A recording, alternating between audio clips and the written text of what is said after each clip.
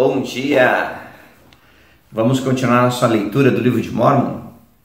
Hoje nós estamos lendo 2 Nef, capítulo 2. Lembrando que nós estamos seguindo o Vem e Segue, e essa semana estaremos estudando 2 Nef de 1 a 5. É o nosso bloco de escritura. Vamos começar então? Vamos lá. E agora, Jacó, falo a ti. Tu és meu primogênito nos dias de minha tribulação no deserto. E eis que na tua infância sofreste aflições e muito pesar por causa da rudeza de teus irmãos. Não obstante, Jacó, meu primogênito no deserto, conheces a grandeza de Deus, e Ele consagrará tuas aflições para teu benefício. Tua alma será, portanto, abençoada, e viverás em segurança com teu irmão Nef, e teus dias serão empregados no serviço de teu Deus. Sei, portanto, que foste redimido por causa da justiça do teu Redentor, pois viste que ele virá na plenitude dos tempos para trazer salvação aos homens, e contemplaste a sua glória em tua mocidade. És, portanto, tão abençoado quanto serão aqueles justos entre quem ele ministrará na carne, porque o Espírito é o mesmo ontem, hoje e para sempre, e o caminho está preparado desde a queda do homem, e a salvação é gratuita. E os homens são ensinados suficientemente para distinguirem o bem do mal. E a lei é dada aos homens, e pela lei nenhuma carne é justificada, ou seja, pela lei os homens são rejeitados. Sim, pela lei natural foram rejeitados, e também pela lei espiritual são privados daquilo que é bom, e tornam-se miseráveis para sempre. Portanto, a redenção nos vem por intermédio do Santo Messias, porque ele é cheio de graça e verdade. Eis que ele se oferece em sacrifício pelo pecado, cumprindo assim todos os requisitos da lei, para todos os quebrantados de coração e contritos de espírito, e para ninguém mais podem todos os requisitos da lei ser cumpridos. Portanto, quão importante é tornar estas coisas conhecidas dos habitantes da terra, para que saibam que nenhuma carne pode habitar na presença de Deus, a menos que seja por meio dos méritos e misericórdia e graça do Santo Messias, que dá a sua vida segundo a carne e toma novamente pelo poder do Espírito, para poder efetuar a ressurreição dos mortos, sendo ele o primeiro a ressuscitar. Ele é, portanto, as primícias para Deus, visto que intercederá por todos os filhos dos homens, e os que nele creem serão salvos. E por causa da intercessão feita por todos, todos os homens vão a Deus, portanto, se acharão em sua presença para serem julgados por ele, de acordo com a verdade e santidade que estão nele. Por conseguinte, todos os requisitos da lei dada pelo santo para a aplicação do castigo estipulado na lei, castigo este que está em oposição à lei estipulada para a felicidade, para cumprir os propósitos da expiação. Portanto, é necessário que haja uma oposição em todas as coisas. Se assim não fosse, meu primogênito no deserto, não haveria retidão nem iniquidade, nem santidade, nem miséria, nem bem, nem mal. Portanto, é preciso que todas as coisas sejam compostas em uma, pois se fosse um só corpo, deveriam permanecer como mortas, não tendo vida nem morte, nem corrupção nem incorrupção, nem felicidade nem miséria, nem sensibilidade nem insensibilidade. Portanto, teriam sido criados em vão, portanto não haveria propósito na sua criação. Portanto, isso destruiria a sabedoria de Deus e seus eternos propósitos, assim como o poder e a misericórdia e a justiça de Deus. E se disserdes que não há lei, direis também que não há pecado. E se disserdes que não há pecado, direis também que não há retidão. E não havendo retidão, não há felicidade. E não havendo retidão nem felicidade, não haverá castigo nem miséria. E se estas coisas não existissem, não existe Deus. E se não existe Deus, nós também não existimos nem a terra, pois não poderia ter havido criação, nem para agir, nem para receber ação. Portanto, todas as coisas inevitavelmente teriam desaparecido. E agora, meus filhos, digo-vos estas coisas para vosso proveito e instrução, pois existe um Deus e Ele criou todas as coisas, tanto nos céus como na terra e em tudo o que neles há, tanto as coisas que agem como as que recebem ação. E para conseguir seus eternos propósitos em relação ao homem, depois de haverem criado nossos primeiros pais e os animais do campo e as aves do ar, enfim, todas as coisas criadas, era necessário uma oposição, até mesmo o fruto proibido em oposição à árvore da vida, sendo um doce e outro amargo. O Senhor Deus concedeu, portanto, que o homem agisse por si mesmo, e o homem não poderia agir por si mesmo a menos que fosse atraído por um e por outro. E eu li, devo supor, pelo que tenho lido, que um anjo de Deus, de acordo com o que está escrito, caiu do céu. Tornou-se, portanto, o diabo, tendo procurado o que era mal perante Deus.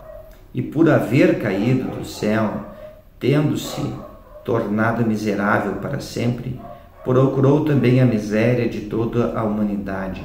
Portanto, aquela velha serpente que é o diabo, o pai de todas as mentiras, disse a Eva: come do fruto proibido e não morrerás, mas serás como Deus, conhecendo o bem e o mal. E depois de Adão e Eva haverem comido do fruto proibido, foram expulsos do jardim do Éden para cultivar a terra. E tiveram, sim, a família de toda a terra. E os dias dos filhos dos homens foram prolongados de acordo com a vontade de Deus, para que se arrependessem enquanto estivessem na carne. Portanto, seu estado se tornou um estado de provação, e seu tempo foi prolongado de acordo com os mandamentos dados pelo Senhor Deus aos filhos dos homens.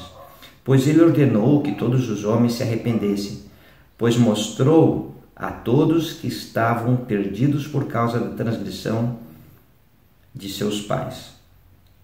Então, eis que se Adão não houvesse transgredido, não teria caído, mas permanecido no jardim do Éden, e todas as coisas que foram criadas deveriam ter permanecido no mesmo estado em que estavam depois de haverem sido criadas, e deveriam permanecer para sempre e não ter fim.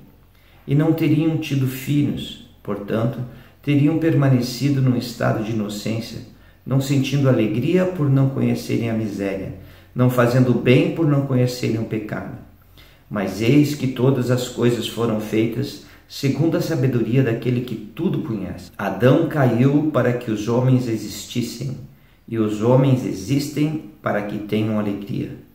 E o Messias vem na plenitude dos tempos para redimir da queda os filhos dos homens.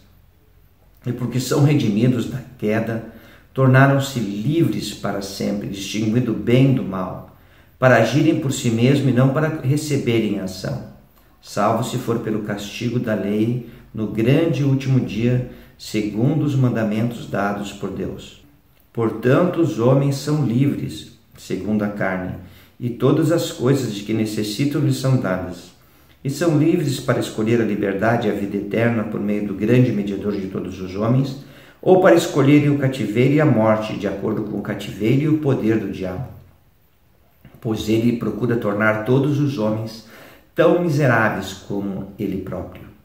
E agora, meus filhos, gostaria que confiasses no grande mediador e desses ouvidos aos seus grandes mandamentos, e que fosseis fiéis às suas palavras e escolhesseis a vida eterna, conforme a vontade do seu Santo Espírito, e que não escolhesseis a morte eterna, conforme a vontade da carne e o mal que nele há, que dá ao espírito do diabo poder para escravizar, para levar-vos ao inferno, a fim de reinar sobre vós em seu próprio reino.